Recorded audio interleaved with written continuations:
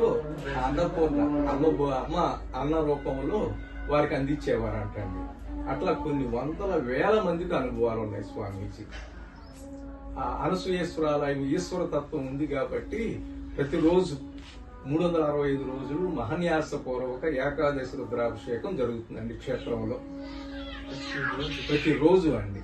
దాదాపుగా భారతదేశంలో అకేషనల్ గా జరుగుతుంది, తరచుగా జరుగుతాయేమో కానీ 365 రోజులు 11 రుద్రాలతో చక్కగా అభిషేకం చేస్తారండి అర్చకులండి. చాలా అద్భుతమైనటువంటి కమిట్మెంట్ అండి. అమ్మ కూడా ఏమంటారంటే నా కమిటీ సభ్యులు కాదురా, కమిటెడ్ మెంబర్స్ కావాలనేవారు. మీరు ఈ రోజు ఎప్పుడు వచ్చినా మీకు ఆహ్వానం అండి. చాలా చాలా సంతోషం అండి. మా కమిటీ వారికి కూడా తెలియపరిచామండి. మీరు ఎప్పుడు వస్తే అప్పుడు మిమ్మల్ని సాదరంగా ఆహ్వానిస్తాం. అక్కడ కాలేజీ మాతృశ్రీ ఓరియంటల్ కళాశాల అని అమ్మ కళాశాల పెట్టారండి. ఆ రోజుల్లో 53 సంవత్సరాలు అయిందండి. అక్కడ ఉన్నటువంటి విద్యాశాఖ మంత్రి ఎందుకమ్మా సంస్కృతంలో ఎవరు చేరతారు, ఆర్ట్స్ కాలేజీ శాంక్షన్ చేస్తానంటే లేదు నాన్న నాకు సంస్కృత కళాశాల కావాలని చెప్పి ఆ రోజు స్థాపిస్తే 53 ఏళ్ల నుంచి నిరాటంకంగా కొన్ని వందల వేల మంది విద్యార్థులు బయటకు వెళ్లారండి. వితౌట్ టేకింగ్ సింగిల్ పైసా. 10వ తరగతి పాస్ అయి వస్తే 5 సంవత్సరాల కోర్సు అండి అది. ఇవాళ సంస్కృతి ఎక్కడన్నా చెప్పాలి అంటే జిల్లెలమూడి కాలేజీలో చదివిన పిల్లలే చెప్పాలండి. మొన్న మెగా డిఎస్సిలో 27 మందికి వచ్చిందండి ఉద్యోగాలు.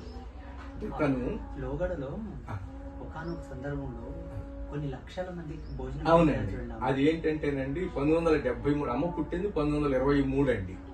73వ సంవత్సరం వచ్చేటప్పటికి ఈ కమిటీ సభ్యులందరూ వెళ్ళి అమ్మ మీకు స్వర్ణోత్సవం చేస్తాము, ఏదైనా చిన్న కోరిక కోరమ్మని అడుగుతారు సరదాగా. నాకేముంటాయిరా అంటుంది అమ్మ. కాదమ్మా అని పట్టుబడితే అమ్మండి ప్రపంచంలో ఇంతవరకు ఎవరు కోరలేదండి ఆ వింత కోరిక. సరే నాన్న మీరు ఇట్లా అడుగుతున్నారు కదా, ఒకేసారి 1,00,000 మంది భోజనం చేస్తే చూడాలందిరా అందండి. ఒకేసారి అండి, ఒకే రోజు కాదండి, ఏకపంక్తి భోజనం. ఆ రోజు జిల్లెలమూడి గ్రామ జనాభా 800 మంది అండి. మరి 1,00,000 మంది ఎట్లా వస్తారండి? ఏ ప్రయాణ సౌకర్యాలు లేవు, ఏ టీవీ సౌకర్యాలు లేవు, ఏ సెల్ ఫోన్ సౌకర్యాలు లేవు, సోషల్ మీడియా ఇవే. ఇవాళ సెల్ ఫోన్ లో ఒక మెసేజ్ పెడితే ప్రపంచవ్యాప్తంగా 5 నిమిషాల్లో వెళ్ళిపోతాం.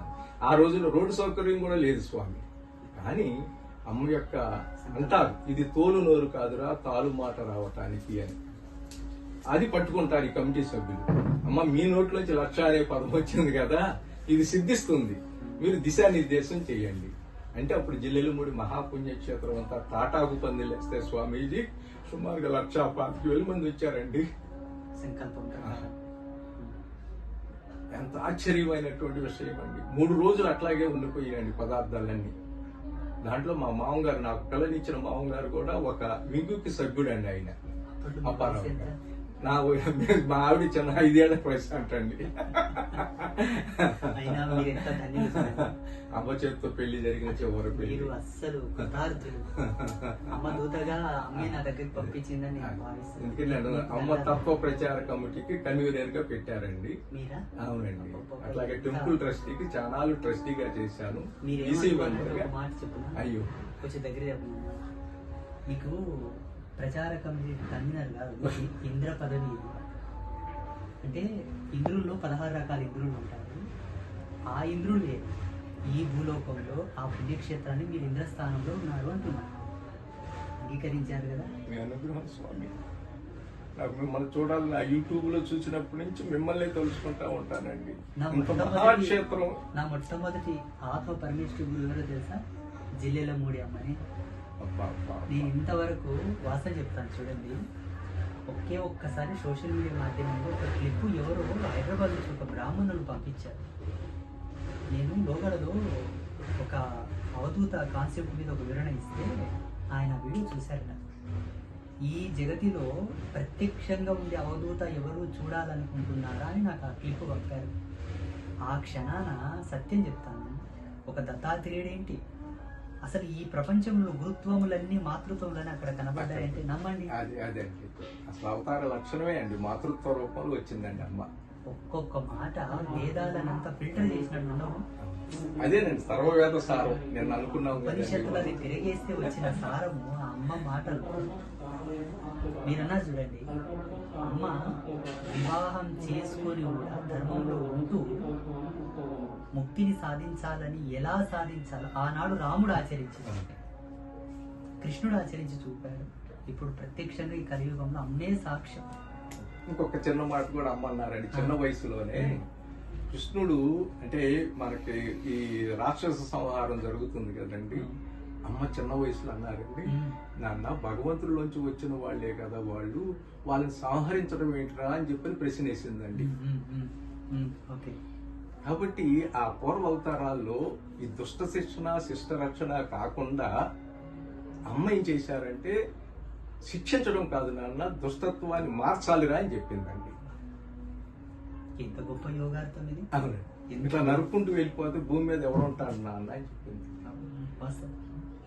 నరకాసురుడు చనిపోయి దీపావళి పండుగ చేసుకుంటామంటే అందరూ సరదాగా వచ్చి అమ్మ దగ్గర, అమ్మ మేము మతావులు కాల్చాం, కాకర పోతులు కాల్చాం, పండగ చేసుకున్నామంటే నాకు సంతోషంగా లేదు నాన్న అని. ఏంటమ్మా అంటే వాడు నా బిడ్డే కదా. జగన్మాత తత్వం అది, ఆదిశక్తి సాక్షాత్తు అమ్మ, ఆ జగన్మాత సత్యం అది. ఇట్లా ఒకసారి నక్సలైట్లు దాడి చేస్తారండి సంస్థ మీద. చాలా డబ్బు ఉంది అమ్మ, వచ్చిన వాళ్ళందరికి వేల సంఖ్యలో వచ్చేవారు. ఇంత డబ్బు ఉంది కదా అని చెప్పని ఆ రోజు ఏం చేస్తారంటే అమ్మ నిత్యం జరిగేటువంటి కార్యక్రమానికి మార్పు చేస్తారండి. అంటే ఫలానా వారు ఇక్కడ పడుకోవాలి, ఫలానా వారు ఇక్కడ ఉండాలి అనేటువంటిది మొత్తం మార్పు చేస్తారు. ఎవరికీ అర్థం కాదు. అయితే ఇక్కడ ప్రశ్న తెలుసు కదా ఆపచ్చు కదా అనేటువంటిది ఒక సందేహం. కానీ నిర్ణయించిన వాడు కూడా నిర్ణయానికి కట్టుబడి ఉండాలి నాన్న అనేది అమ్మ మాట అండి. అదే సత్యం, అది జగత్ సత్యం. మూఢమతులు దాని వేరేగా అర్థం, జగత్ సత్యం. యా ధర్మం సా ప్రతిపత్తతి అన్నట్టు అది ధర్మం, ఆ తల్లి చెప్పింది సత్యం. అది సరే వస్తారండి, మొత్తం గలాట చేసేస్తారు, అమ్మను పొడవబోతారండి. ఒక భక్తుడు అడ్డం పడతాడు, నాన్న వీటి కోసమే కదా మీరు వచ్చిందని చెప్పి అన్నీ తీసి ఇచ్చేస్తుందండి తల్లి. అయితే ఇది బాపట్ల పోలీస్ స్టేషన్లో తెలుస్తుందండి తెల్లవారి. ఆ రోజుల్లో ఈ సౌకర్యాలు లేవు కదండి, అక్కడ ట్రేస్ చేస్తారు ఇద్దరు నక్సలైట్లని. వీళ్ళు అవునా కాదో తెలుసుకోవడానికి అమ్మ దగ్గరికి తీసుకొస్తారండి. అమ్మ చక్కగా మంచం మీద సొకాసీని కూర్చుంటుందండి. 10:30, 11 అవుతుందండి సమయం. ఆ తీసుకొచ్చినటువంటి పోలీసులు ఒక ప్రక్క, కట్టుబడినటువంటి నక్సలైట్లు ఇంకో పక్క కూర్చోబెట్టండి. నాన్న వీళ్ళు ఎంతసేపు అయిందోరా భోంచేసి అన్నం తీసుకురండి అని చెప్పి కలిపి ఇద్దరికి చొరవ మొత్తం నోట్లో పెడుతుందండి ఆ నక్సలైట్లకి. ఇది విశ్వజనని తత్వం ఇంకెక్కడ దొరుకుతుంది స్వామి మనకి. అవి మనం వర్ణించిన తక్కువైపోతాయి. నన్ను ఎప్పుడు రమ్మంటారు? అమ్మా స్థిరో భవ వరదో భవ సుముఖో భవ సుప్రసన్నో భవ. అమ్మా స్థిరో భవ అతి నిర్మలం వైన సువిశాలం వైన, అతి నిర్మలం వైన సువిశాలం వైన హృదయ మందిరమందు అమ్మా స్థిరో భవ. కోరికలు కోరేటి కోరికే లేనట్టి, కోరికలు కోరేటి కోరికే లేనట్టి మనసుండు నటులా వరదో భవ. అమ్మా స్థిరో భవ వరదో భవ సుముఖో భవ సుప్రసన్నో భవ. అమ్మకు 9 సంవత్సరాల వయసులోనండి వాసుదాస స్వామి వారని పురాణ పండితులు వస్తారండి ఆ ఊరు. అక్కడికి కుటుంబ సభ్యులతో పాటు 9 సంవత్సరాల పాప అమ్మను కూడా తీసుకెళ్తారు. వారి పురాణ ప్రవచనం అయిన తర్వాత అందరూ నమస్కారం చేసుకుంటూ వెళ్ళిపోతారు. చివరికి అమ్మ నిలబడుతుందండి. వారు అమ్మ నీకేం కావాలి అని అడుగుతారండి. చిన్నపిల్లలు ఏం అడుగుతారు స్వామి? పండో కాయో అడుగుతారు. కానీ ఇంతవరకు చరిత్రలో ఎవరూ అడగలేదు స్వామి. స్వామి ఫలానాది కావాలనేటువంటి ఒక కోరిక ఉంటుంది కదా, ఆ కోరిక లేని స్థితిని ఇవ్వగలిగితే ఇవ్వండి అంటుందండి. ఎక్కడ తల్లి అండి? ధన్యులు. అసలు ఆ తల్లి నామాన్ని ఉచ్చరించిన వాళ్ళే ధన్యులు. ఇక ఇంకా వేరే నాస్తి. అద్వైతమూర్తి, అద్వైతానికి అతీతం. అద్వైత స్థితి కన్నా అతీతం, అది అద్వైతం కూడా కాదు. కాదండి, అది నిజంగా చెప్పారు. ఒకళ్ళు అడుగుతారండి ద్వైతానికి అద్వైతానికి తేడా ఏంటమ్మా అంటే అక్కడ ఒక అరటి పండు ఉంటుందండి.